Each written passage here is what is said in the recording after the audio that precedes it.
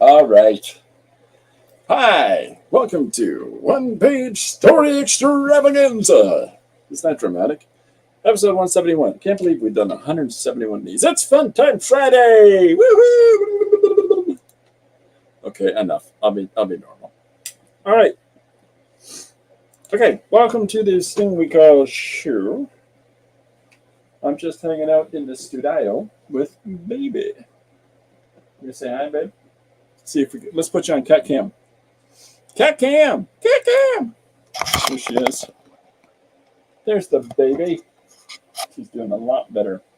We were just brushing the back of her neck because they were doing some stuff on baby at the veterinarian since her hair was kind of monkeyed up. So, anyways, now that you've seen how cool I am, okay.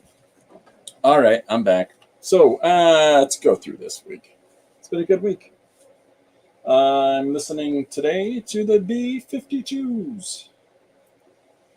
Like everybody else should be doing. Okay. So, today's page is a double page because it's twofold things. It's a one-page story, which is what I've got posted on the screen right now. And two, it's a zine. It's a little fold-up zine, which I'll put up in 1 second. Okay. Rolling up the old sleeves. Oh, it's business now. So there's the other version of it.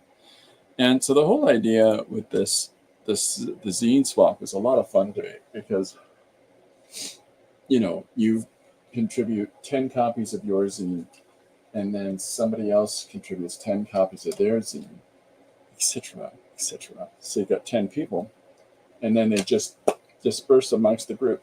So I like that a lot. I think that's a really super duper fun idea. And, so, of course, I want to engage in that and be supportive of everybody that's taking part in it. And because I'm a crazy person that doesn't know when to stop something, I've done 4. So here is the original art. Now, you can spend some time looking at this on Patreon. Here's something crazy. Ready? It's a red piece of paper. What? Yeah. So... yeah, we can do all kinds of things with any kind of surface. With a red piece of paper, this has got rolled over white and yellow and red and orange. Baby, stop climbing on my desk.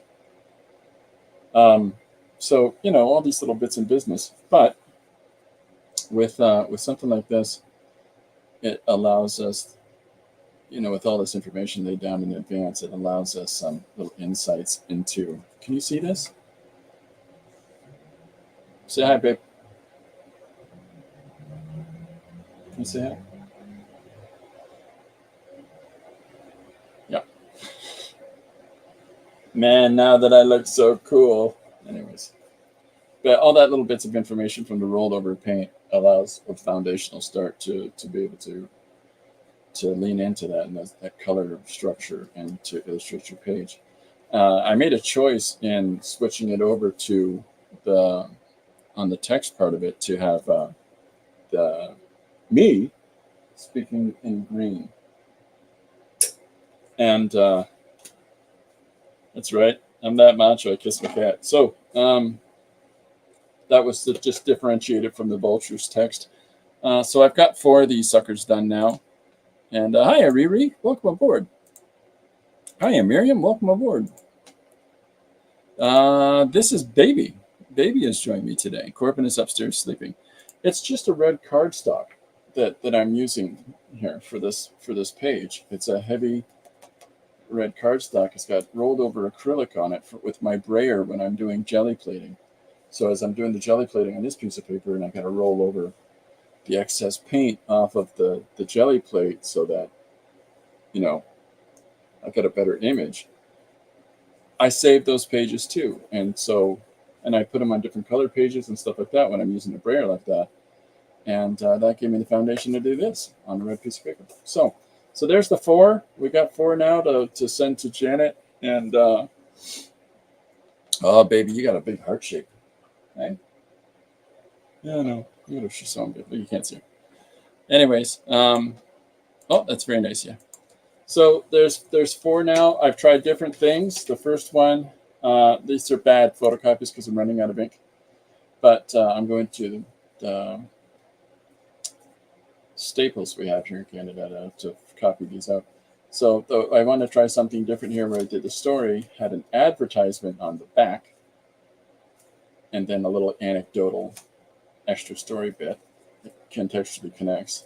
Beavers is just straightforward, lots and lots of continuous yolks. And then Magical Creatures, so I folded this correctly now. Magical Creatures is 2-page spreads. And then the back cover, right? And then for the story today, single page. But what I tried with this one was to have the narrative voice or the off-panel voice tie up at the end that you realize it's me chatting this whole time with the vulture when the vulture starts yelling at me about how stupid my idea is. Little meta fourth wall breaking, fifth wall breaking humor. Yeah? You just got to turn this. Right, babe? You know, precious. Right? Yeah. Okay. So, yeah, that's the 4 that I'm going to be mailing out. So, prepare yourselves. Anyhow, I'm missing stuff. Hey, look out. It's Jim Luan. How you doing, Jim? I'm almost done with mine, waiting on the mail for my final edition. There you go. Nice. Oh, you're going to put something more in it. That's cool. Jelly Boys. Jelly Boys is Josh here too? I'll just check it. Yeah, so I did the copies finally of mine. Oh, there you go. Nice. Nice. Baby is hanging out with me today. Both the cats are in recovery because they both went to the vets this week, and it's a very traumatic experience for Baby. Right? I've had this cat for 14 years. She's sucky baby. Okay, so I got some books to show you. Let's just get right into it. This is the making of Alien, and which is in this sort of skinny mini little format. Came out of Titan Books years ago, but it has all the little insights and the Cobb and Mead, the designs and illustrations for all of the practical sets and effects and so much cool stuff, but so much inspiration and information here for you to do your very own science fiction story, right? I'll move this. You can lie down. There. I got some more. So get this stuff out of my way. Better? You're welcome. Okay. So this is fantastic. But, hiya, Chris. Welcome aboard. Okay, so this was great. I really enjoyed this book. But it's very thin. Very, very thin. So when I had the opportunity, I bought this. This is the Alien, the archive. And so you see the little cover there. Now, this book, which is gigantic, so this has the ultimate guide to the movies. So this is all for Alien, Aliens, Alien 3, and Alien Resurrection, and all the art and design of all of them, which is just bonkers. So there's so much stuff in here. Look at that. Ah! Anyways. So there's so much stuff in these things and so many insights in the creative process and making these things that, it's almost like a limitless, endless sort of supply of inspirato, especially if you're wanting to get into. She was into Sound of Music. Anyways, if you're wanting to get into making science fiction stories, it's a great resource for that. And, it's a lot of fun. What's up, homies? I just showed this, Janet. Uno, dos, tres, cuatro. So, and I've done them in different ways. I think it'll be fun for all the boys and girls at home. You leaving? Bye, kiddo. So this is the Alien Archive. The ISBN number for it is 978-178 329-1045. Okay, and so because I really enjoy the visuals of this world and Ridley Scott's work, I've also got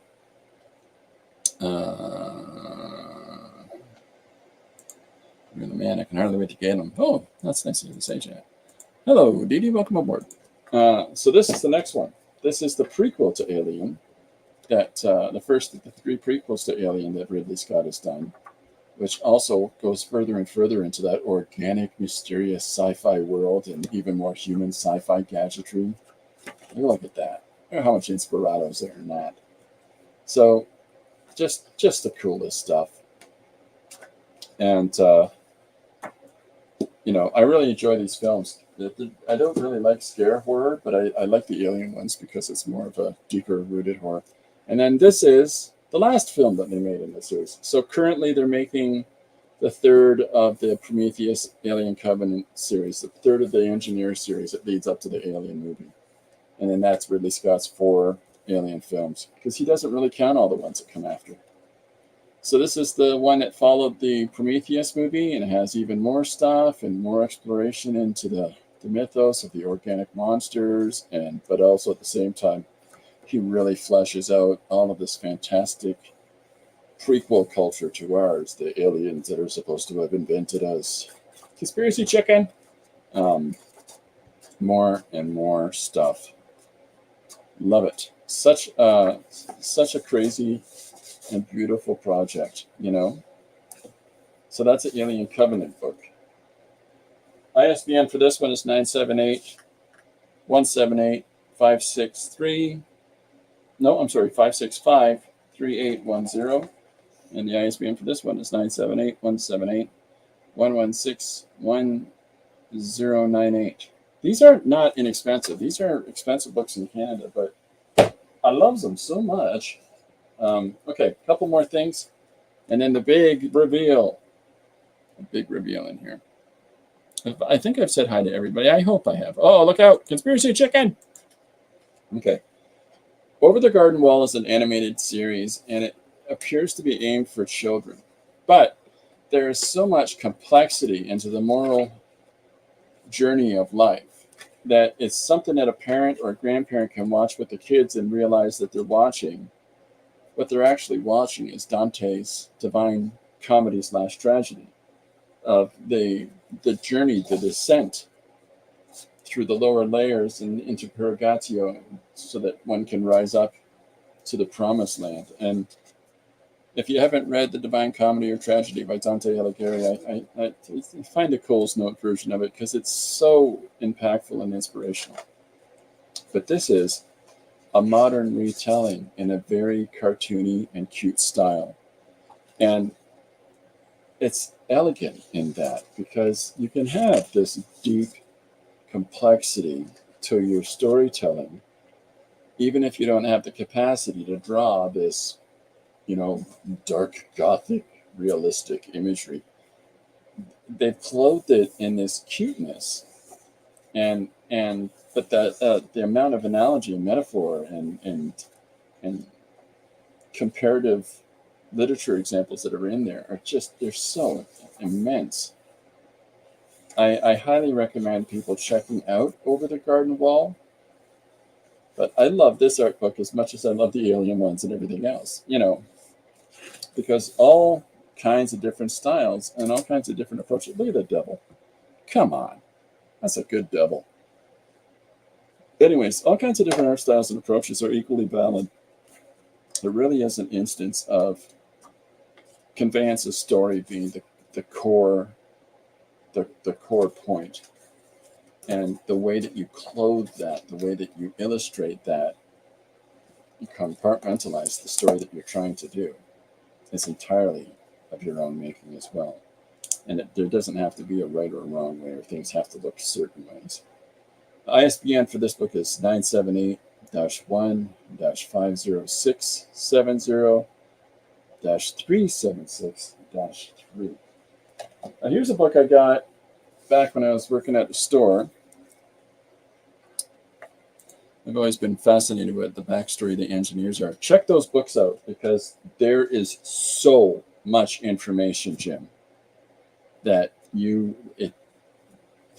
movies don't even scratch the surface of how much Ridley Scott reveals in the Alien and with the jockey and the ship, and then in the Prometheus and Covenant books. And I will be picking up the next one when it comes out from the next film. Okay, so this is a series called 52, and it was done by DC. The entire thing was laid out by Keith Giffen. Alien was one of the only horror type movies I liked as a kid. Yeah, same here. Well, I was like, yeah, I guess I was a kid. Yeah, I definitely was a kid, but I saw them really early, so it's like I saw Alien immediately. I saw Alien, Blade Runner, and Star Wars all within the same couple of years, and it just blows your brain right out. If you see those three movies in any sort of comparative time to one another, yeah, you're a sci-fi fan. So, anyways, this is the 52 series. DC did one complete series where it was like the world without Superman, Batman, Wonder Woman. They were missing after some summer event. And Keith Giffen laid out the entire series. It's a full comic a week. And he managed to have it all laid out for 52 books in 1 year. That 52 times a minimum of 26 pages. That's a lot of pages in 1 year. Good for him. Power to him. But it could burn a person out. All the finishes were done by other people. But J.G. Jones did all the covers.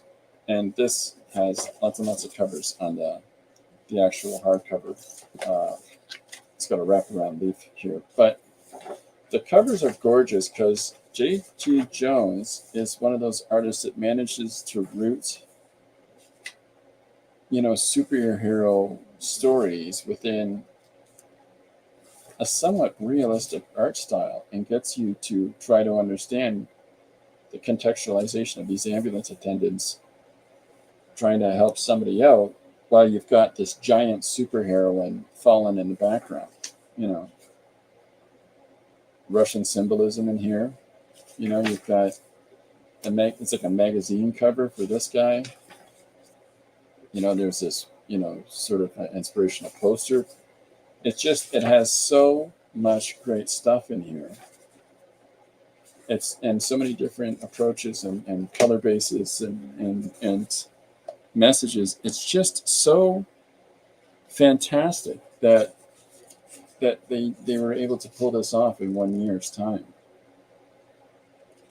There's so much diversity and you can see because of the way that the book is laid out that it shows his pencil breakdowns for these covers and the idea generation behind that. That's emulating a Frazetta. Oh, he even says it. It's the Frazetta cover because that's a Frazetta picture that he was thinking maybe that could be an inspiration for this cover. And then they end up dropping this secondary character entirely. But just the idea generation for these individual covers, there's a lot of strength in those as well. The Time Traveler. I mean, the messaging is all in there. But just, there's such a wealth of interesting stuff. Like Kids in Halloween. There's such a wealth of unused cover concepts. Just too good. Anyhow, such a wealth of information for people to invest in the generation of a static image to be used marketing wise as a cover for a storybook. So ISBN 978-1-4012-1555-2. So check this out. It's such a great book. Look at that cover. Doesn't that say 1960s? Crazy superhero fights. Just too good. Anyways. All right, and the last thing I want to show you is two things. One is Studies for the Last Supper from the Royal Library at Windsor Castle. And so I have had this book for probably 30 years. Maybe not. I don't know when it came out. But a long, long time. And so this is comparative analysis of the context of Leonardo's Last Supper and how it fits in in correlation to other pieces that he's doing at the same time, and other studies, and other paintings that he was working on. And at the same time, it's got all of the little breakdown pieces that we know that we have of his production of the Last Supper. And then and then it gets into some of his design drawings, but don't worry about that. We're getting to that in a second. Just so much stuff that you can glean from looking at a master doing, fabric studies and drapery studies. The subtlety of drawing the nape of the neck. It's a really interesting book. I really enjoy this book. I love it very much. Memory 40 Years. This is from 1983. I've had this a long time. So I don't know that I bought it brand new, but it was in really beautiful shape when I did buy it. So, and there's no ISBN. I'm sorry. But it's literally from the gallery, like from the private collection at Windsor Castle. So I'm sorry, no ISBN for that. But take a look at the cover. If you see that online, ooh, pretty. Now this thing, my brother got me, and this is a box set. Uh-oh. So this is the complete paintings and drawings at the time, in case they discovered any sense, of Leonardo da Vinci. And it comes, it's a heavy case because these are soft covers. Now, this is the graphic work, and this is the paintings. And it's two big, thick volumes. Like, this is crazy thick. But it's literally all of the sketches out of his books. There's his geographic studies, there's his mapping. Like, I don't think people realize how completely it's the studies of plants. Like, this guy was as much scientist as he was artist. This was illegal, by the way, at the time when he was doing these. You could not study anatomy. It was considered a sin. So he would have to do this in secret. Because if he was caught studying anatomy, studying dissections, he would have been excommunicated and put in jail. Look at all the drapery studies. So these are books that I love. And I love all my books, let's be honest, but these are just wonderful. And I really, really appreciate it when I got this for my birthday. And here's all his paintings and, discussion about each one of them individually. And it talks about time periods, right? But the larger part of it gives you full paintings, full size images of each one. It's not like he had 1,000 paintings. So there's everybody over this guy's place for something to eat. So yeah, this is a crazy book. I love this book.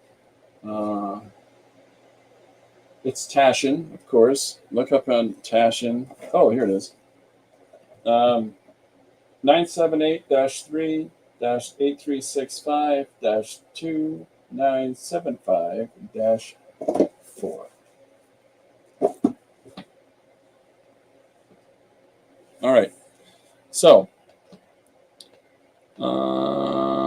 Chris is better than Amazon. Uh-oh. I bet he has in his home more books than Amazon. I'm sorry. Many of us should have. How many of us studied anatomy in secret? Slow down. It wasn't necessary. I had it in school. Hey now, unless studying for test counts. There you go. I did it in plain sight in school, and later when I studied massage. Anyways, okay. So, all right. So that's the show for today. I know it's a little bit. Who shows a whole bunch of alien books and Leonardo books at the same time? Now, I should have thrown a Giger book in there too that I have, but the whole point of that is that when you look at the classical and anatomical studies of Leonardo da Vinci, and if you know that franchise in Prometheus and David's study of the organisms and stuff like that, boy, oh boy, you'll see the correlation. So, and it's all about biologics, right? Like, what's his name? Beaver that did the original art that the alien monster was based on. I mean, he was a huge studier of anatomy. All right. You being naughty, Janet. Mean they don't work together? Yeah, they work together great. So, yeah. So I've got some black paper. And I thought today I might draw that. It's a pencil.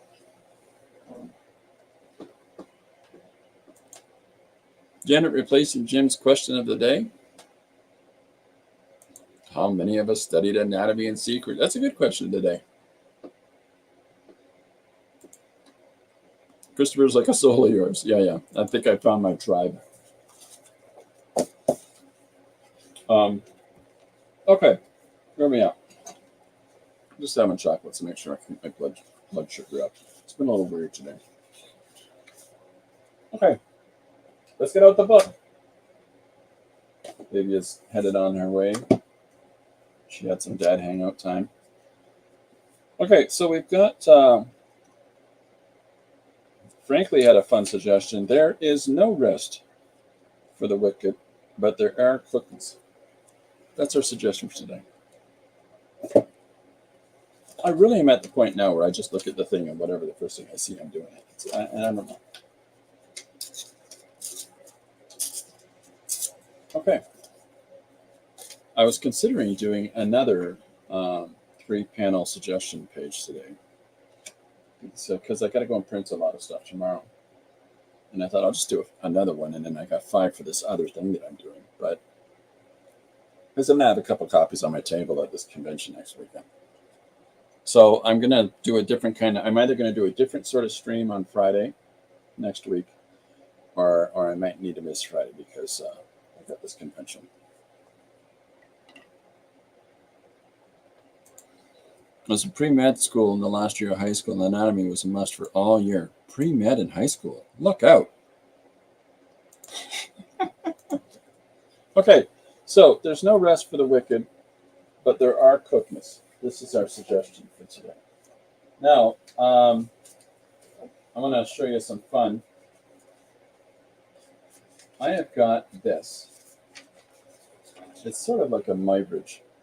Now, it's just a whole bunch of head studies. This is from a Frank Bellamy book that I have. And, it's just one of the studio mates having a whole bunch of photos taken of him for them to use as a character study for one of the people that they would then put into the Dan Dare comic, a series that they would have in I can't remember the name of the magazine from the 1960s in England. But this is something good for us to do our first image of. Riri says, yeah, as soon as sex ed came into curriculum, anatomy was integrated. There you go. You guys might find it out. My first anatomy class was in. When's the last time you checked out a library book? Last week. Yeah, I read library books too. All right, about a year ago. All right, you two. November 2009, and I returned it. And Riri says 30 years ago. I grew up. One of the reasons I love books so much is that I grew up in poverty, and my escape was the library, where I would go and I would draw and I would read, and so that's why I'm so interested in books. So. Like a month ago, I used the library when the students are on vacation during the summer, because right now it's crowded. Riri says, I lived in them as a youth. Yeah, I hear that. All right. So using these little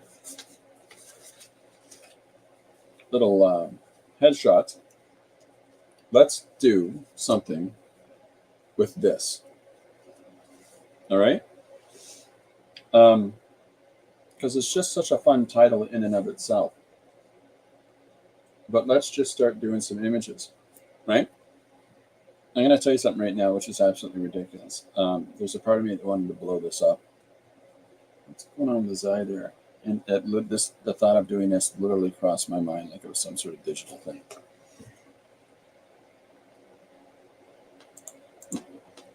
Oh, Miriam's going to have dinner. Have a great dinner, Miriam. Janet.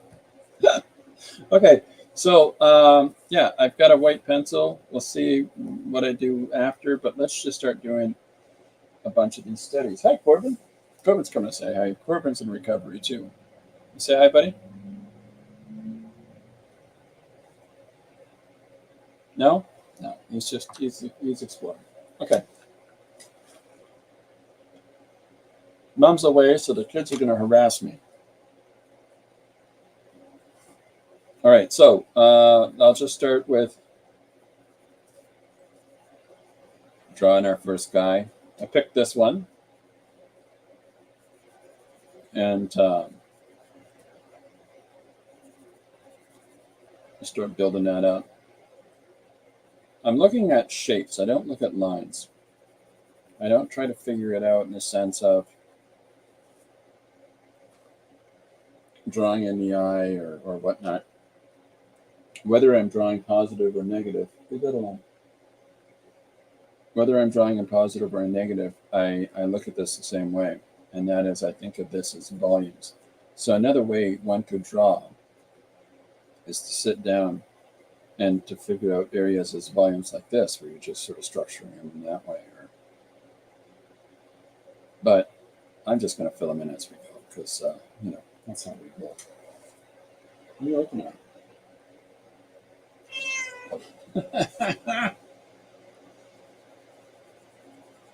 It's literally just staring at the wall.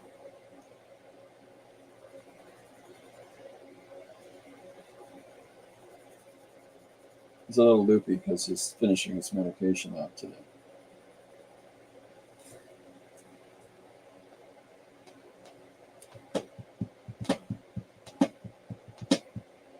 Riri says, my mother was a college professor. She taught human sexuality. I knew way too early. Oh my. Hey, Corbin, old buddy. People are saying hi to you, pal. It's precious. Oh, his son only had a food-related question.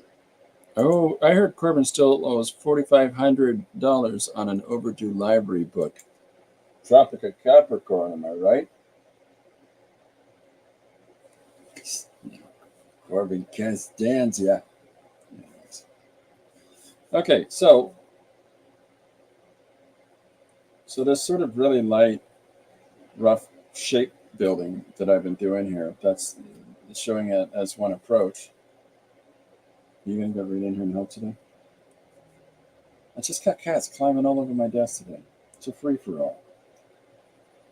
I remember back in the days when I respected a man's desk and stayed out of it.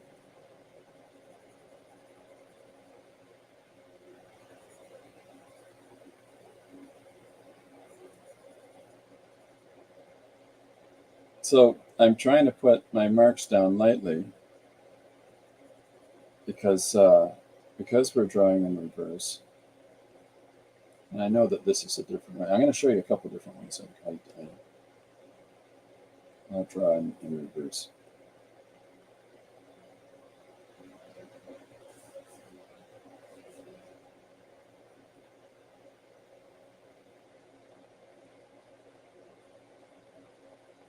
I'm busy.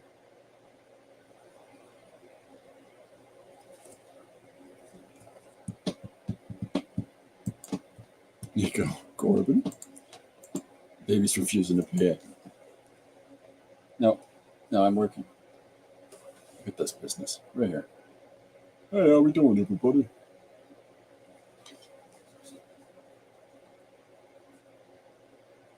He just wants to know who am I talking to? What am I doing?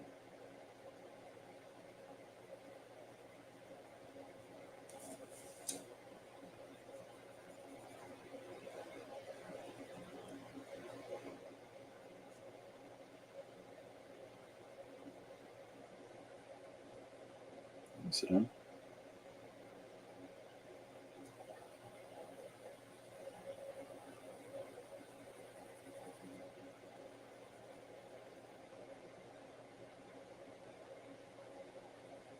It's looking for something.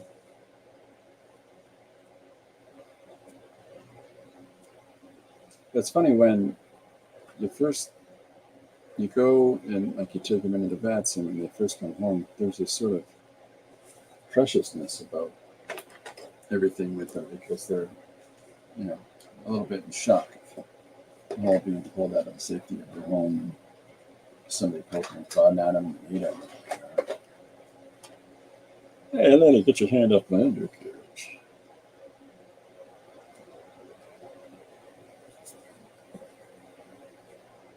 So this is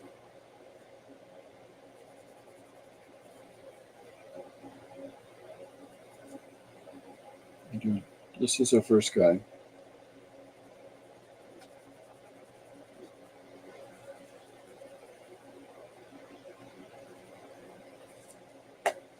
Just building up that structure. Is that easy to see? Got so building it up lightly.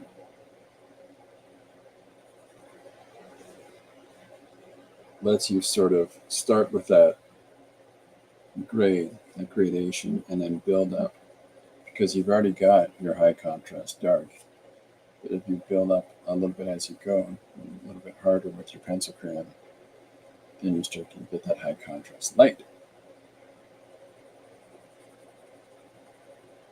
Which is your favorite. Right? Nice, pal. All right, enough looking.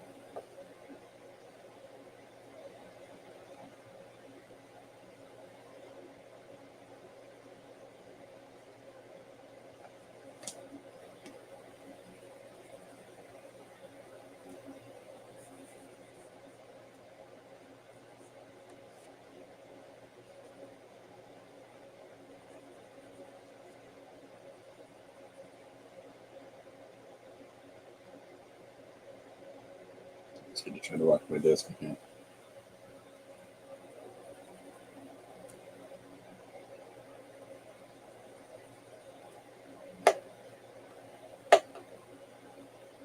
Guest artist, folks. We've got a guest artist in the studio today. So, Chris, I think today is the day that Chris has for marking and going to the beach. I think this is Chris's short day for teaching. Has anybody got any announcements for this week? Is anything going on? Are you using Prismacolor? Well, let's take a look. No, I'm using Artist Loft. It looks like a Prismacolor. It's got a similar consistency to it, but it's Artist Loft. Really inexpensive brand of pencil crayon.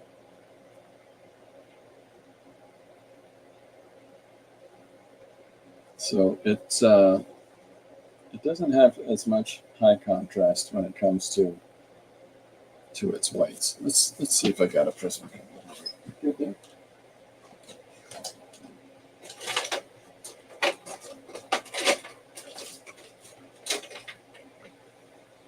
Sorry, pal. Not really from you. That's a Prismacolor.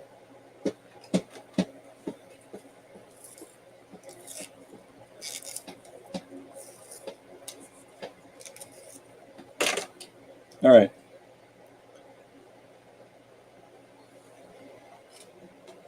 A new style of holding techniques of pencil for art. Hey, 7. Look, my board. Okay, so we're going to try. This is what's left of a Prismacolor pencil. All right, so we've got our solemn face.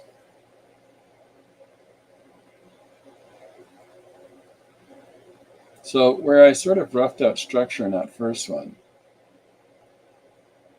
this is just sort of coming straight in and doing the values relatively how dark or how light that I want them in the first place, so I put them down. Prismacolor Junior or Scholar is harder. I like it for sketching. For an intense way, I use a Prismacolor Premium. Yeah, I can honestly say that I've never put that much. I never put much thought into my tools. I just sort of, oh, white pencil.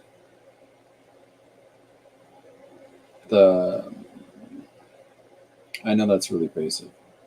I gotta step it up a little bit. This creative guy, but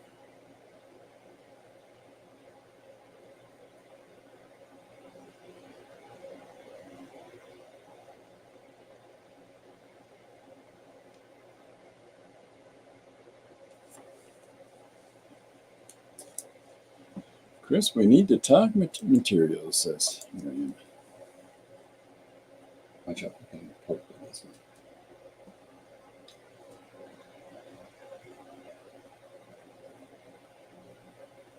I got my head gets like my headphones just make me sweat like crazy.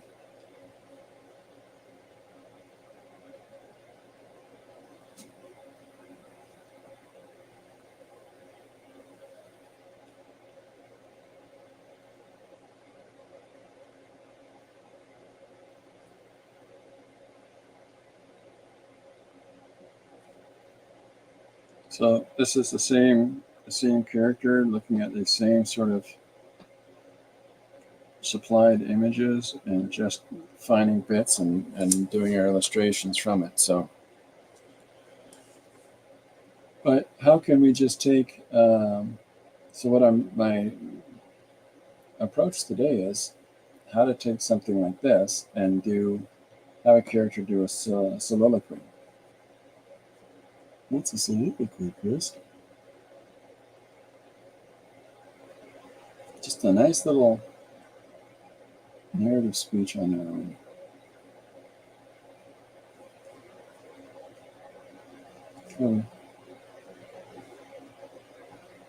If I'm going to be sitting here, I can damn well be petting it. That's what he says.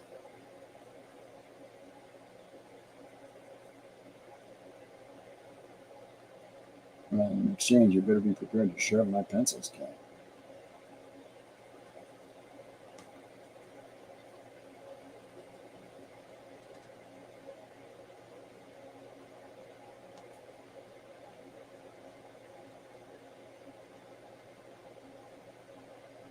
What am I missing? I'm sorry, guys. You feel greatly now. Oh, yeah. Make sure you fail lots. It's important that we fail, 7.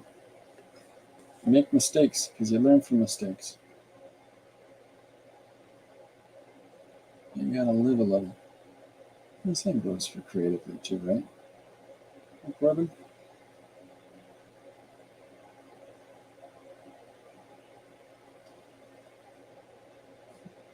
Corbin, I know that there's empathy dogs, but we got Corbin when he was already 6 or 7. And when I'm having rough days like today, he's never far away. He's always pretty much right beside me, just checking to see how I'm doing.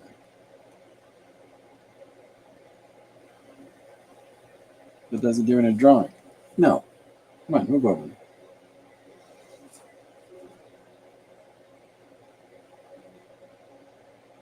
See, looking down he's just staring down the barrel of the camera. I'll just put it on you. You're the show. There's cat cam for today, folks. Oh, watch that, buddy. You'll catch up in a second.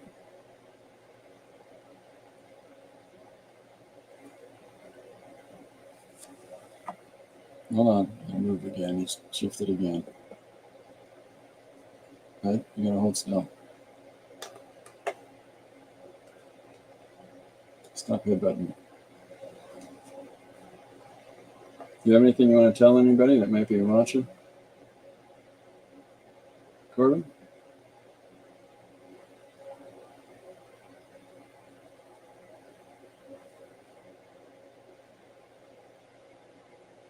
So if I take a bunch of these talking heads and I just put together a page that has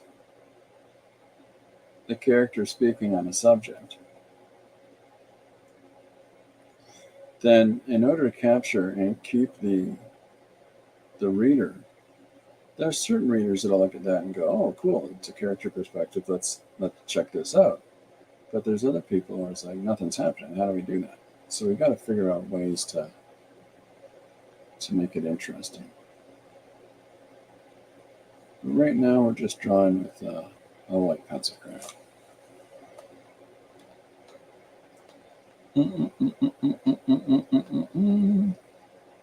He's a sweet fella. Yeah, he's all right.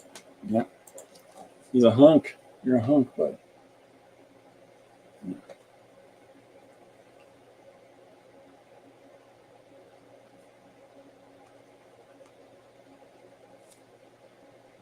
So there's our second.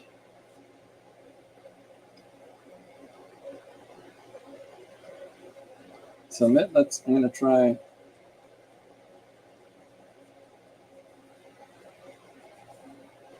Oh, I didn't do the hair on the first guy.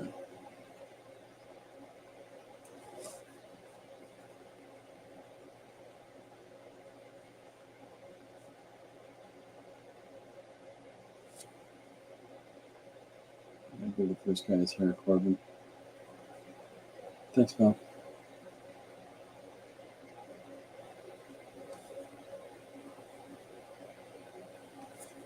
Okay, so let's try another approach.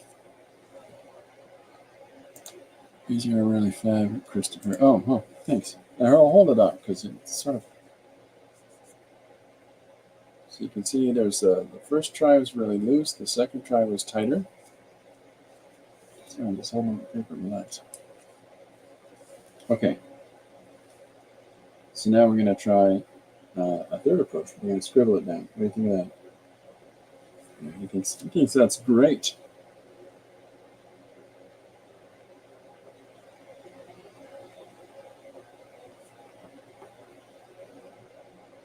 So I do this sometimes in my sketchbooks where it's really just make messes in different ways. And in the process of doing so, you'll find kind of fun and neat, interesting ways to put lines down that you might not have considered.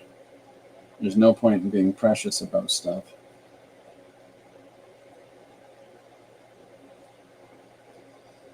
But if you can find an approach to how you put your mark making down that opens up a door to you, there's an artist that I would recommend people check out the work of, and that's Chuck Close. Chuck Close will do portraits that are 6x6, 8x8, and he does them either with this pattern, and he puts in different colors in each of these 4 sections. And through that mosaic of color applications, he actually builds up the portrait. So if you stand back 10 feet from it, it looks perfectly synchronous. But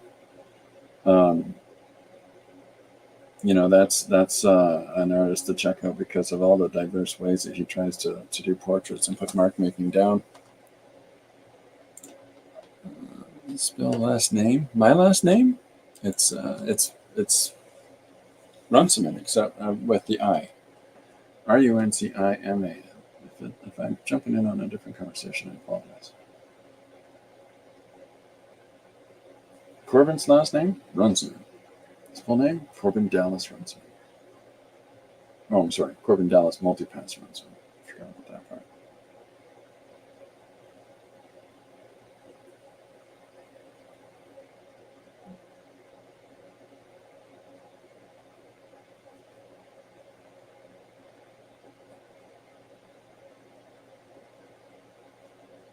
So we're still doing the same thing. We're still building up. And I'm just switching which face that I'm drawing each time.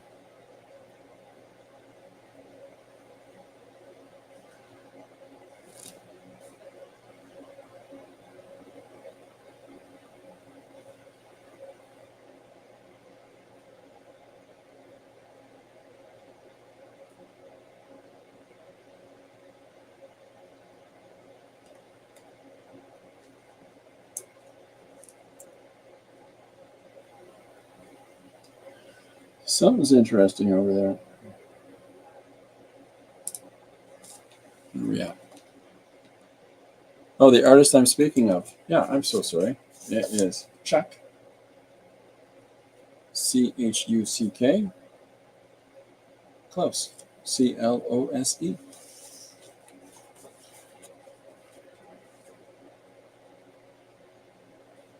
He was photorealistic, and he had a terrible accident. And after said terrible accident, because he was for a long time confined to a chair and braced up and stuff like that, he figured out other ways in order to continue working. So here's a different approach to the same thing. Now we can come in with tighter circles and try to build up some of these other little values in here.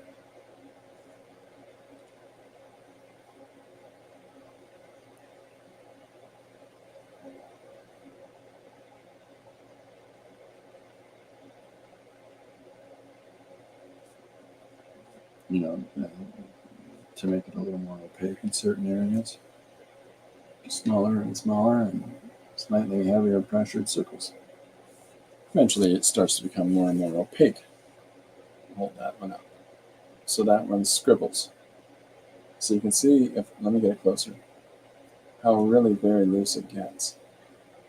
I'm trying to hold it still, guys. A bit of a handshake today. So it's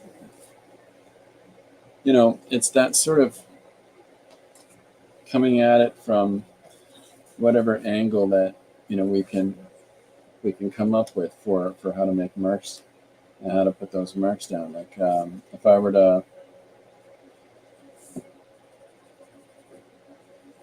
really loosely cross-hatch this in,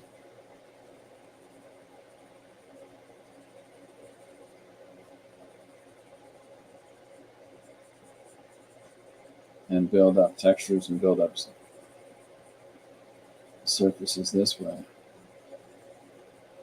it becomes a sort of geometric little bit of a mess.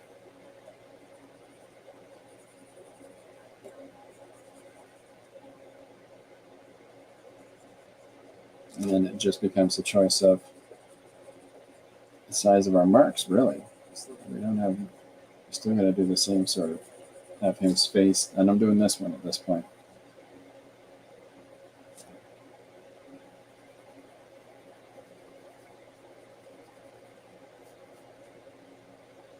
I don't know that I can do stippling on this, because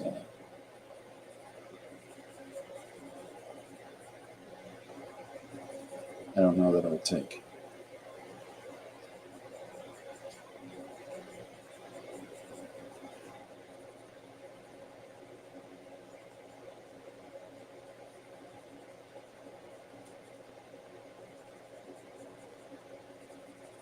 So there's our directional lines. Still drawing a face. She's got some random questions. It just sort of dawned on me how random the question of the day was today.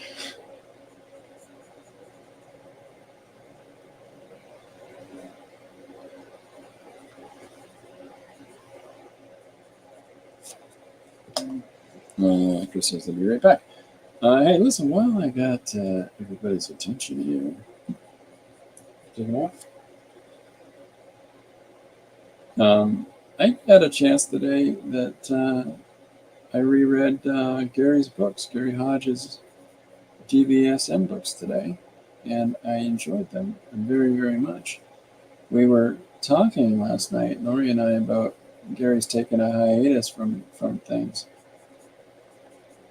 And since he finished his third book, and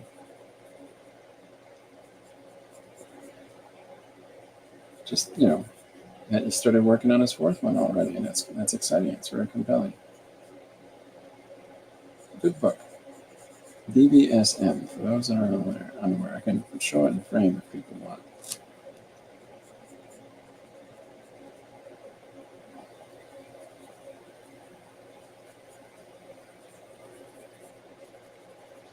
So there's another, it's just this kind of informs you in trying to do this and trying to do different portraits, different studies of the same face using different methods. Like here we've got these cross lines now with our scribbled lines.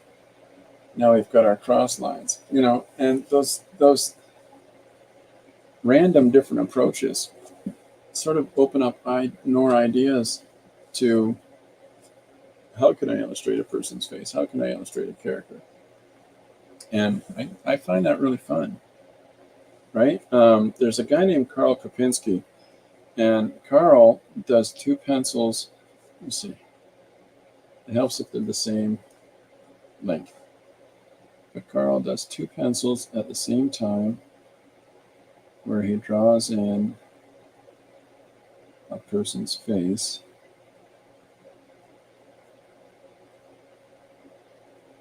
Let's see how we can do here.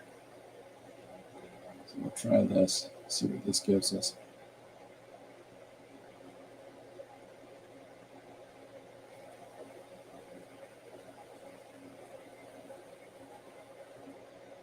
And it just takes having some degree of understanding of our subject matter, which we're starting to develop now. Whoops.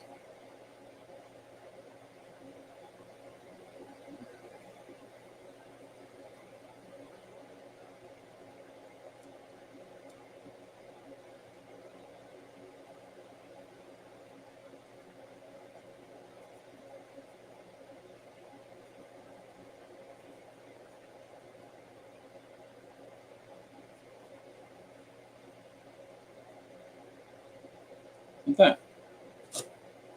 So again, this is a very different version of drawing our guy, but it's also sort of taking us out of our comfort zone, right? And negative and two at the same time. Oh yeah, well, it's tricky. So, but it's yet another different linear interpretation of how to draw the same character but with both hands and two pencils.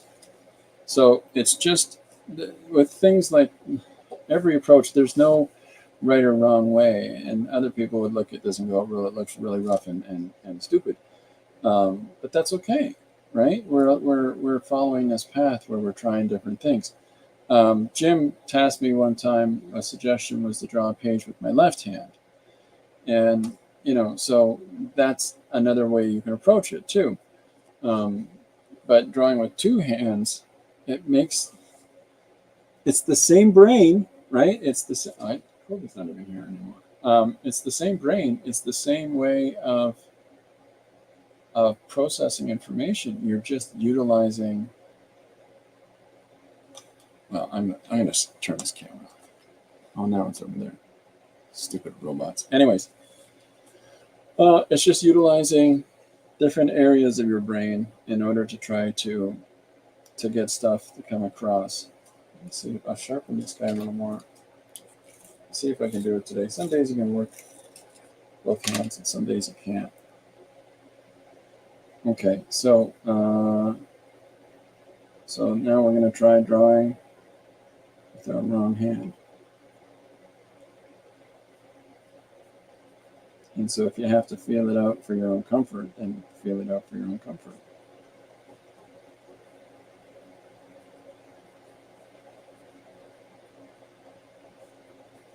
Oops, I moved my paper now. I'm doing this one. But if you set yourself up you don't have to think, just here's your supplied images. It's a whole bunch of different faces. If you want to draw the same face over and over again, do it. If you realize that you're drawing different expressions, do it. The whole point is to try to explore and find other ways for you to make marks, and that it might very well change the way you approach any given task. And I like that. I'm a big fan of that kind of thing. So this is Fun Time Friday. Fun Time Friday. I'm not worried about anything. Now I'll have to take this and refine it into something a little more indicative of story, but I'll let you in on a secret. When I was 28, I had my first seizure, and I had to relearn how to use my hands properly again because it just messed with my brain. And I used to be predominantly left, and now I'm predominantly right. But I was favored left ambidextrous. So that might help that I can draw with both hands. So it's just taking the time, recognizing the different movements and different momentums that you have to do when you're working from the other side. What's the matter? What do you want? You want a stool there? Come on.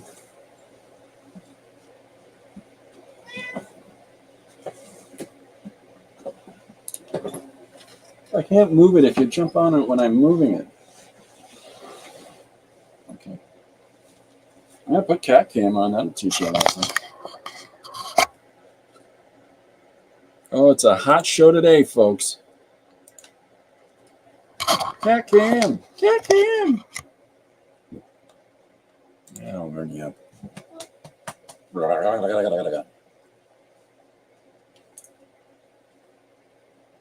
So, well, my therapist was right-handed.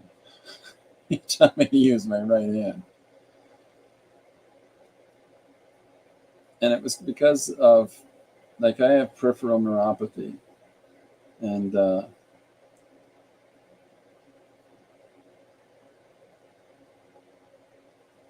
you know, it makes a mess of things, but that's okay. What we can do.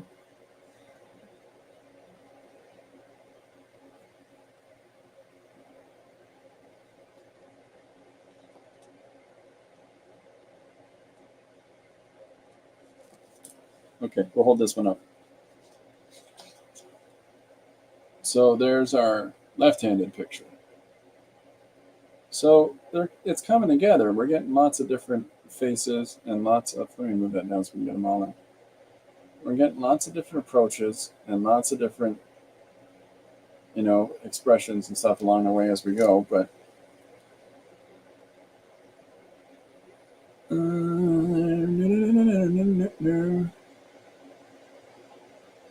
you draw with one hand and write poetry with the other one. That's pretty good.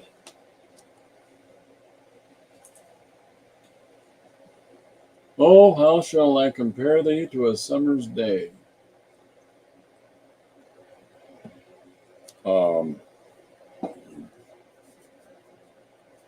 Both smell like grass. There's a poet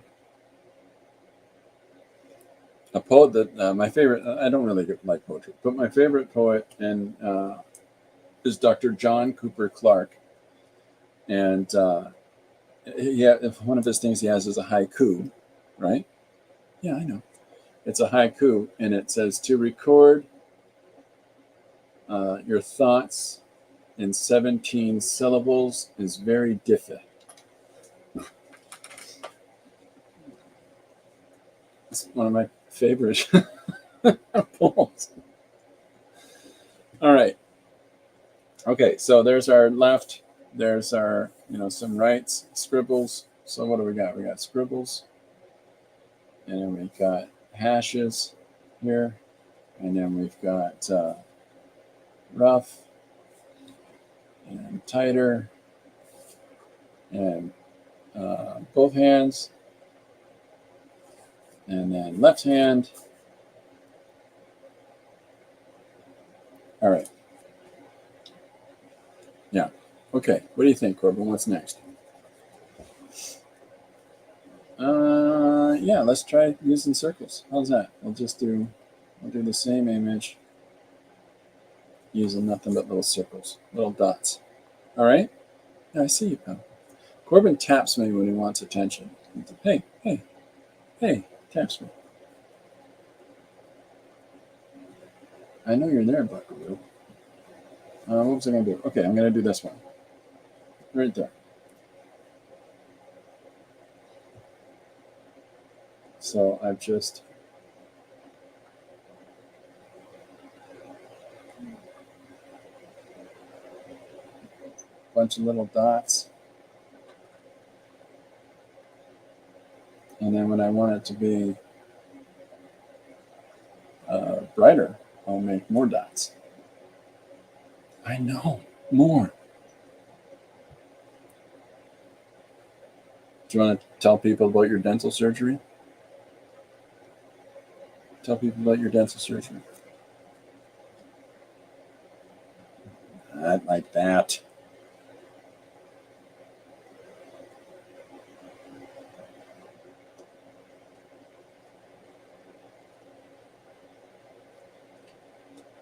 Hey, Kissy Kissy Jackson, what are you doing?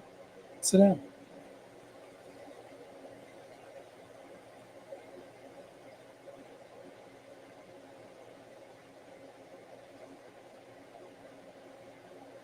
So Corbin sits on my lap a lot in the studio while I'm working.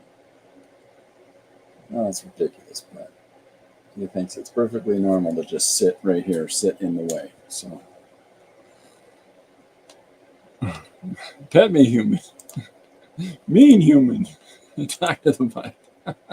That's why he wants attention. Your baby's like one of yours, Janet. She's really affectionate too. She the whole time she was sitting here, she just keeps leaning on my arm. Whereas this little drama queen,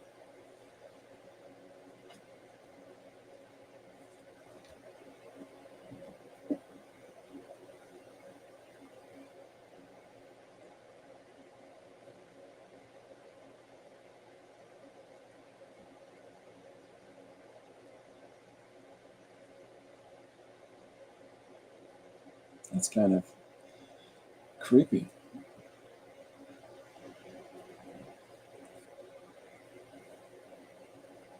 But it's, again, something that we can look at, when we're drawing something and consider, well, I'll throw some dots over top of it. Like if you do like a face where you do it in like a blue or something like that, and then go over that, like stencil over orange dots on the blue face, and then very lightly do a light wash of blue over top of that, so that it embeds the blue or the orange dots into the blue. There's all kinds of fun stuff you can get out of that. We'll do that next. I'll show you something similar to that next using white.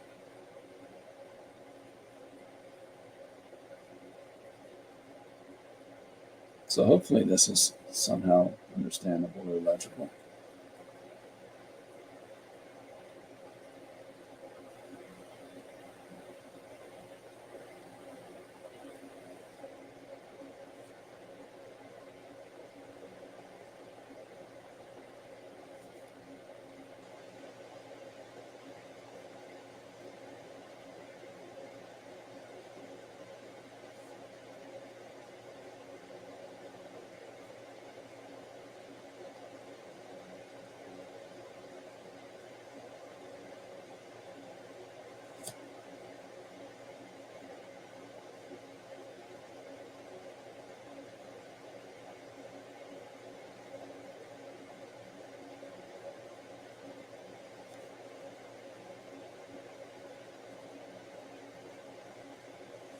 All right, so there's another approach. Okay. Good afternoon, Gary. How are you today, sir? Hey, I just reread your books. They're fantastic. And Chris keeps having delays. I'm sorry that happens, Chris. I'm sorry that you're going through that. Balls. We'll call this one balls. I'll do dots next. Okay, so far we've got rough, tighter, scribbles, hashes, both hands at once, the left hand, and balls. That's how you say it, right? All right, so now I'm going to do, let's see what we can do with stippling. Is that going to show up at all? Yeah, I think it will. Just give me a second.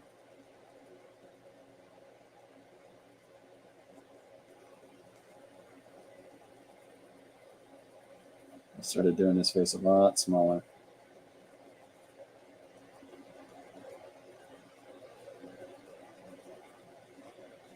You coming up? You can't come up. There's no room. Get down. Maybe put a kiss. Get down.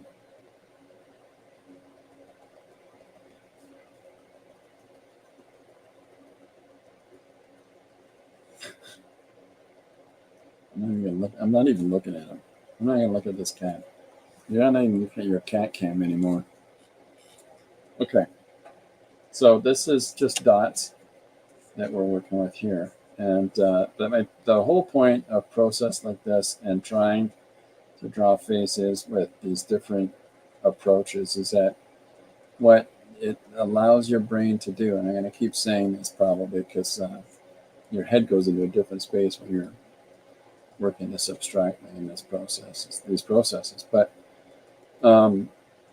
so when you start to cross these things over with each other, like if you do a drawing like this, and then you go and take a drawing like this and scan it, and then overlay it onto that, you're going to get a crazy, a visual image.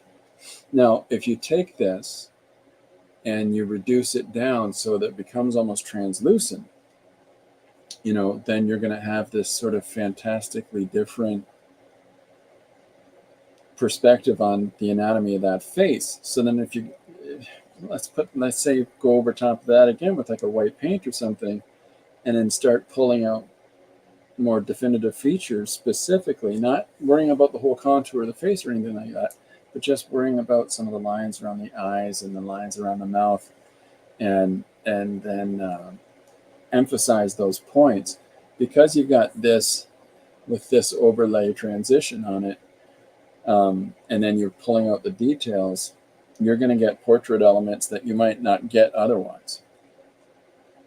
It's crazy. It sure is. But it's just a method to try to push yourself to develop and grow. And whatever you can do, right? Whatever works.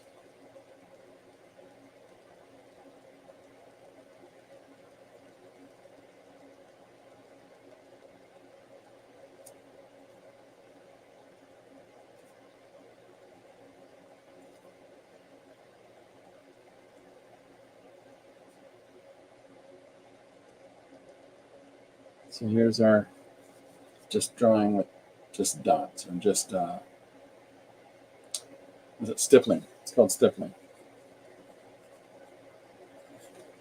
You carry it through an entire image. I'm trying to think of the name of the artist who did the stipple painting that is incredibly popular of the people in repose in the park. Does anybody remember who that was? It's a French person. So let's say you take something like this and you overlay this structure on top of another face. You do two different iterations of the same thing. Surat, thank you. Thank you so much. It's Surat. Thank you. What am I missing? 7 plays accordion. I know it's not a sexy instrument. Okay. All right. Yeah, Surat. I think it's S-E-U-R-A-T. Doesn't matter. I think it's Surat. You're definitely correct. And there's an awful, if you look into that painting, there's an awful lot of more significance in that painting than you would initially think of. Why is the lady naked and things like that. Corbin, you got cat cam on you and you've turned around the opposite way. Turn around. People want to see you. Right here. Look at that way. That's a maniac. You're a maniac. All right. I like it. Okay. So let's do this.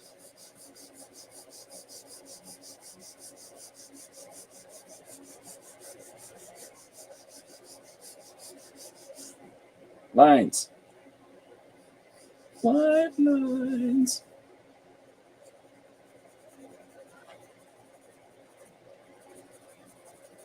I got a max hedge in this portrait. I don't know how legible this is, how well you can see it. I might need to switch to like a white pen, Corbin. Let's switch to a white pen. No, we said one tool today. So I'm doing cross lines.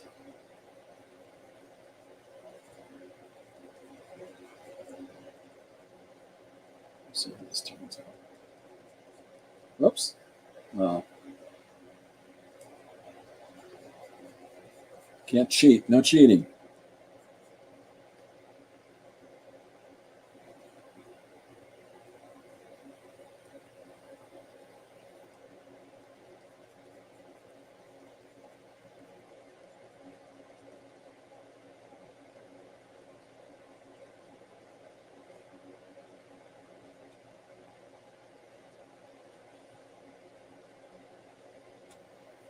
What do we got?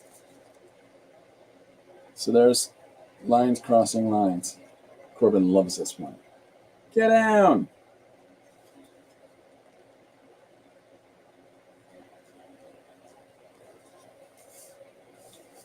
Okay, pal, what's next? Spell check only works to make my life miserable. How long does it take you to scan the art and arrange the panels digitally? I find it impressive to finish the complete comic in a single day. Well, thank you for asking. Okay, Buckaroo, right here. All right. So, like with an image that's as finished as this, okay. Sorry for watching on the camera. With an image that's as finished as this, I scan it, and the art's all relatively prepared. What I need to do then is to put the dialogue on it, and it's just literally typing in and arranging the dialogue where I want it to be, considering that it is going to be looped in balloon, so that you want to have the dialogue conform to said balloon in some way, right? Like in a triangular shape, so that it sits inside that balloon. And then you go a layer underneath that and actually, pull the balloon and fill it in. So all of that is relatively like 20 minutes. If you've got a prepared script or whatever else. Even if you don't, like I tend not to do prepared scripts. I just go with the flow. And okay, I'm both here now. So, but the scanning part, if it's a piece like this, if it's a page where you're scanning this, depending on what you want to do in After Effects or what modulations and things like that you want to do to something, is where the time comes into it. Like if I'm just going to scan these panels and make sure the spacing of them is equal, and then put the text and stuff on that, it's probably like 45 minutes. But it can take a few hours at first. You just start to expedite your time. So it'll be like 15, 20 minutes for the dialogue, and then the remainder for just fitting the panels where you want them to be. So it's just experimentation, and the more sophisticated you get with it, the more that you want to establish more and more detail or information in there, the more time it's going to take you, right? There are ways that you can scan this whole thing and then put the little marching ants around the whole thing and then invert the values of them so that what is white here becomes black and what is black here becomes white. And then you can even try to take those two different approaches and blend them together, mix them together. And so those sorts of things allow you to push your creative visuals. So some of the stuff that I'll do on pages where if you take a prepared image, like a supplied photograph, here's a picture that came out of a frame. Because given family members, these are pictures from the frame. We're giving 8x10s to everybody of that in the family. But this supplied image, even if you take something like this that you then modify and draw an image on top of, or you can take something like this and do what I just told you about converting it into like an inverted file. You can change the whole color of it, the whole setup of it. You can take it and reduce its opacity and then lay it over the face and give some crazy texture and lines throughout the face. Like there's just so many things that you can do. It's just pure experimentation. Now, the Photoshop program that I use is from 2005. It's really basic, and it's almost like hammering a jalopy as we're driving in order for it to get to legal speed. Is the process, because I push it and I bend it and I try to make it do things that these newer versions of Photoshop, it's probably just that button. But for me, nope, back down. But for me, it's I got to do these more elaborate little ways and figuring out. But as soon as you can figure out that you can change the opacity of your image, that you don't always have to have your brushes set on just the most solid color. You can reduce it down so that it takes you a couple strikes to get the solid color, and in that way it allows you easier blending or transitional values between the solid values you put down. There's so many things that you can do digitally, and it really requires you to explore. No matter how many videos you see out there, it's really brutal about, well, you just click this, and then you do that. You're going to rewind and watch that video 100 times. Because even if they show you in text on top of the screen, which some of them will do, what the buttons are that they're hitting, you know what I mean? Like, you still got to figure it out. You still got to learn how to do that. Right? Right.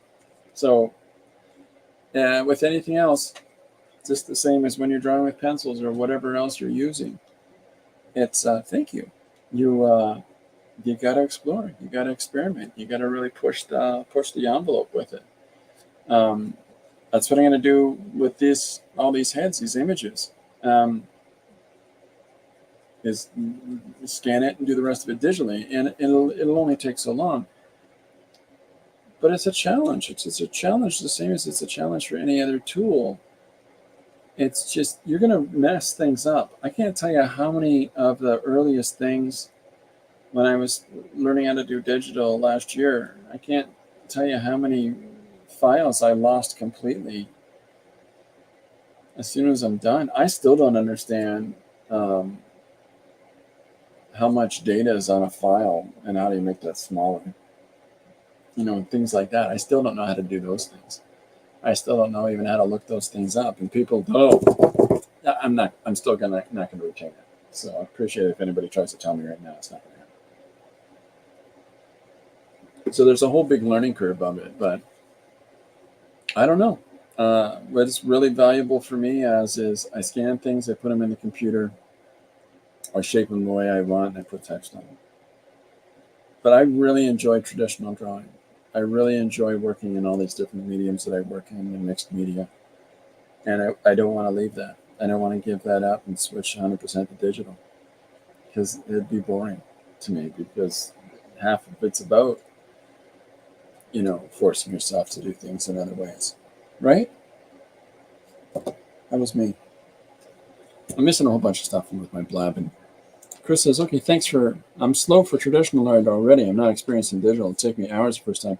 It takes everybody hours. Love digital as an only medium or mixed with others. Oh, that's great. It takes everybody X amount of time. It takes everybody, if anything that you want to do, with anything that you want to engage in, there's always a learning curve. There's that 10,000 hour principle. You want to master something, spend 10,000 hours on it. That's a crazy number. But if you want to engage in anything, just do it. That's the secret to it. It's, one person draws in a really primitive, rough, childlike way, and another person looks at it and thinks it's transcendent. Bill over there draws the most beautiful photorealistic pencil drawings you've ever seen. Somebody thinks that's glorious. But there's a whole world of people out there, and no matter what period you are in your process of learning and taking on art challenges, there's going to be somebody that looks at it and goes, yeah, I'm connecting with that right now. Then you switch to your blue phase and go, I hate it. I'm out. Whatever it is. Hi, Wendy. How are you? Welcome aboard. Finally able to catch a live one. I'll have to do a fancy thing.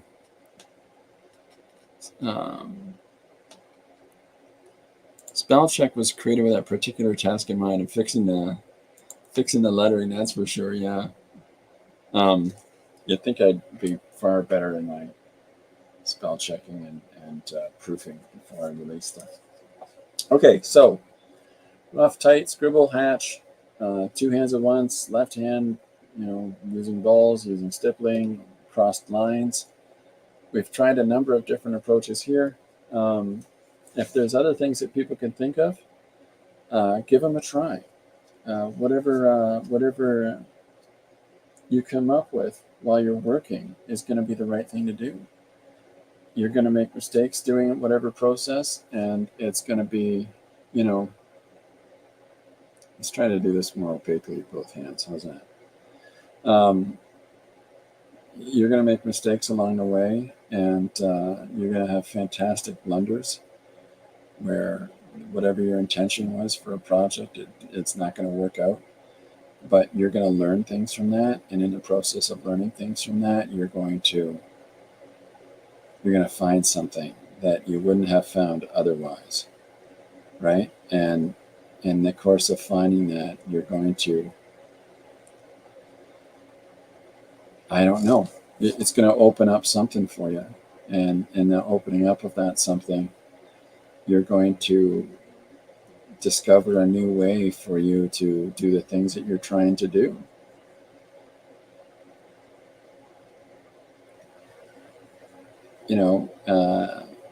And by mixing those elements and putting those things together, you'll come up with, I don't know, something maybe nobody's seen before. I look forward to that. I really do. I really want to see what people are trying and what people are doing differently. Oh, this is a scary one. I should probably look at the picture when I'm drawing, not just focus on the drawing. Oh, it looks like a Mad Vincent Price.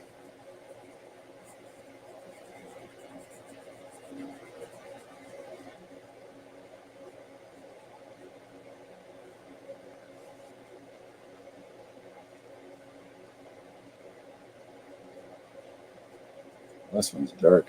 Ooh, he's going gothy.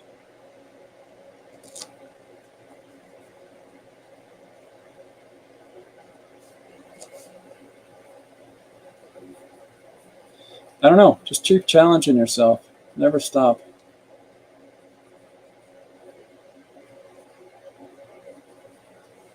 Anyways, okay. Thanks for stream, Christopher. Have a great weekend. Have a great weekend, Dee Dee. Thanks for coming out. And Chris has got to go too. 10 more videos to watch and evaluate before going to school. Oh my goodness. See you around. Bye. Have a great weekend as well. Well, we've got both hands darker. Or both hands filled in. We'll call it that. All right. Now, so we've got 10 examples, and I'm going to have to use these 10 examples that we've done together today. Hold on. It'll hold still in a second. There we go. We're going to have to use these 10 examples in order to somehow narrate the story that there is no rest for the wicked. This is our suggestion for today from Franklin Mapleton, or Francisco Salazar. There is no rest for the wicked, but there are cookies. And so that's the images that we're going to have to use with this idea to illustrate tomorrow's page. That'll actually, you know what? I'll do it. Yeah, I'll post it for tomorrow for you. Spoiled. Anyways. Yeah, so it's just about trying different stuff. That's, what do I got? 1:30. I got a couple minutes. Let's do something else. Let's do a different thing. Okay, I'm going to find, here is a bunch of JPEGs scanned. It's just a whole bunch of random images.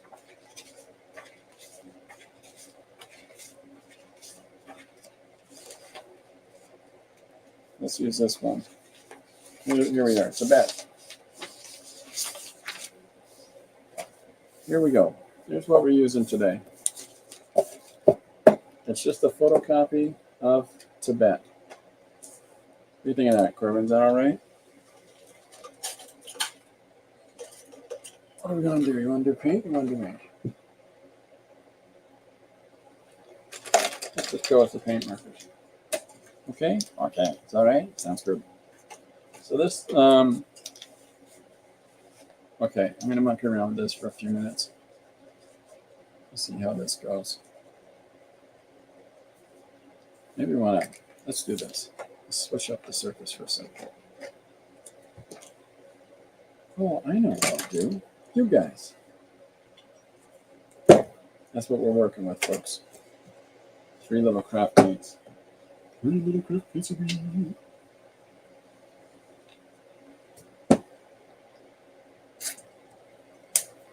Lori is gone shopping with her mom. So while Lori is occupado, we're going to do some Dad and the Cat stuff, which is pretty much what you see here now. All right, Buckaroo.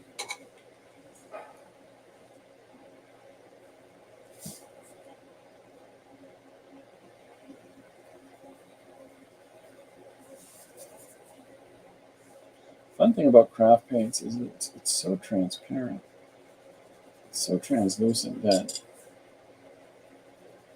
you know, you can go over a pre-existing image and it's just going to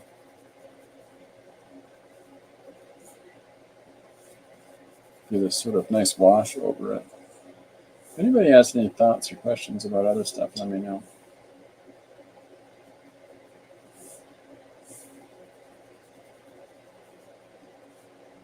So I've got to make a 1-page story out of this. That'll be my objective for tonight. So it's a light piece of copy paper.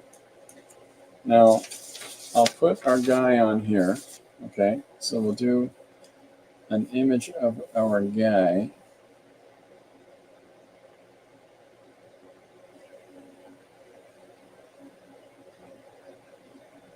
Let's put down a base shape of his face. We'll let that dry.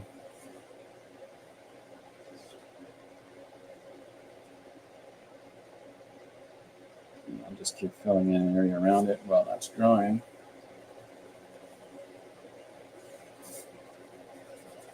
Could probably use a larger brush. Could. This is a beat up brush though, so I'm not overly concerned about it.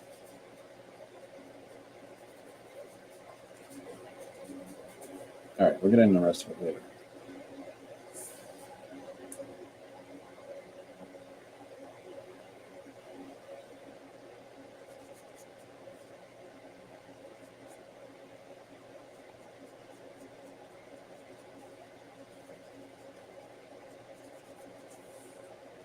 So I have no idea what I'm doing on this page, but that's liberating. And the reason that that's liberating is that it doesn't make me become too overly concerned about what's going on this page. It doesn't make me, if I'm just putting images together and then I gotta carve something out of it, like we on this, the 10 faces that we've done that we're gonna have to do, no rest for the wicked, but there are cookies. In the same kind of regard, just doing something out of this, just practicing. And sometimes in that course of this making marks is that we find something else.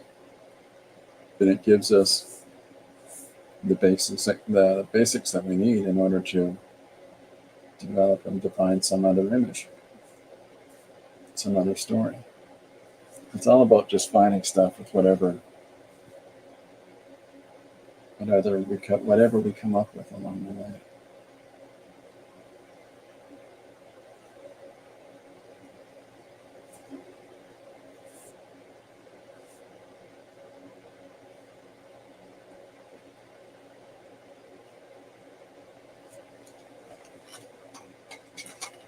Who knows what we'll discover?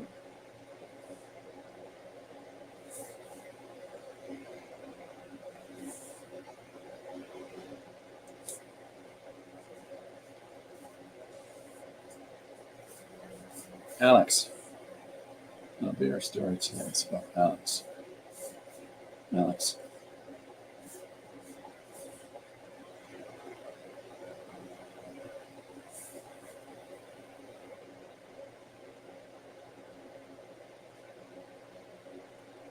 And then I like limitations too. Don't overthink. The more complex the setup that you have for yourself. Well, I'm going to try to do a piece with all of these things. I'm going to use every color of the rainbow in my gigantic 745 color pencil case. And,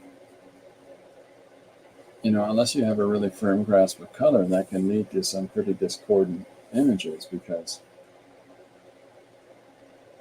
your palette's just too big. It's just too wacky. Now, that's not to say that that's universal reality. I mean, who knows? You develop a real ability with your 6 million pencil can case. And people do, right? But, you got to spend some time with that.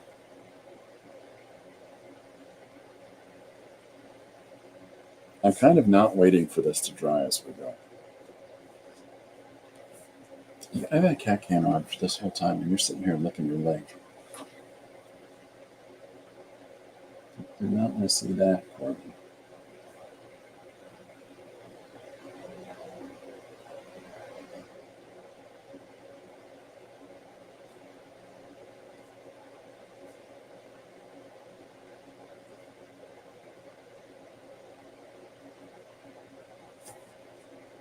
Same size brush too. That's a forced limitation as well.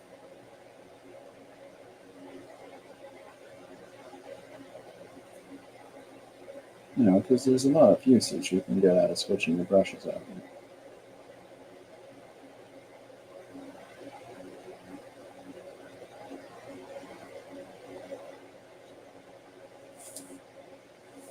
So we're starting getting something more out of that.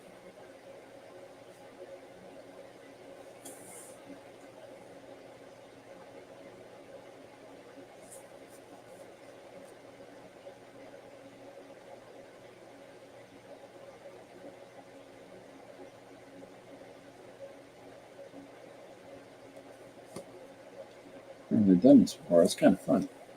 I'm sure I'm not missing stuff. Has anybody got any grand weekend plans?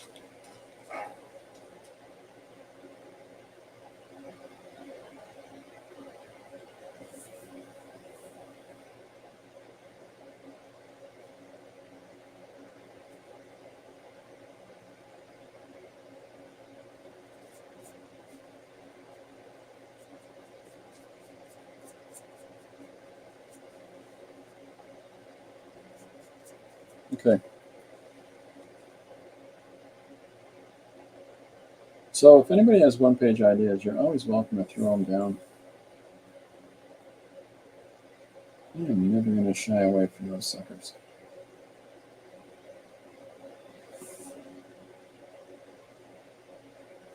I'm never going to shy away from those suckers was something that Christopher Runciman said that afternoon that he had no idea what chain of events that statement would cause. This is where we begin our adventure.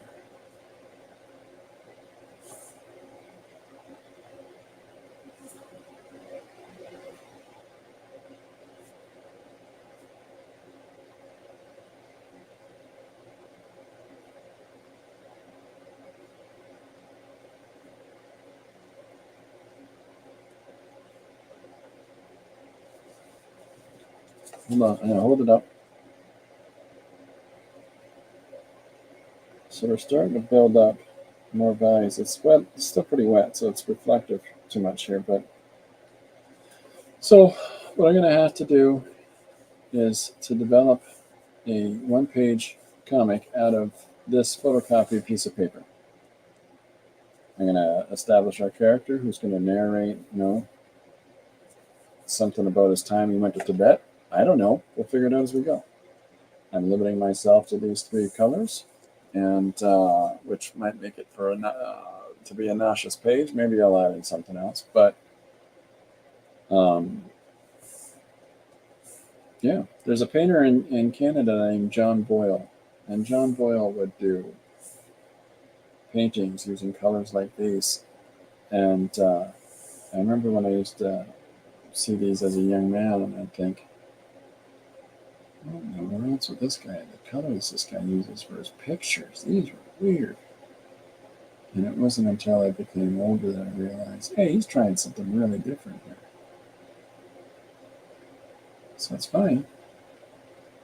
It's pretty much a figure out.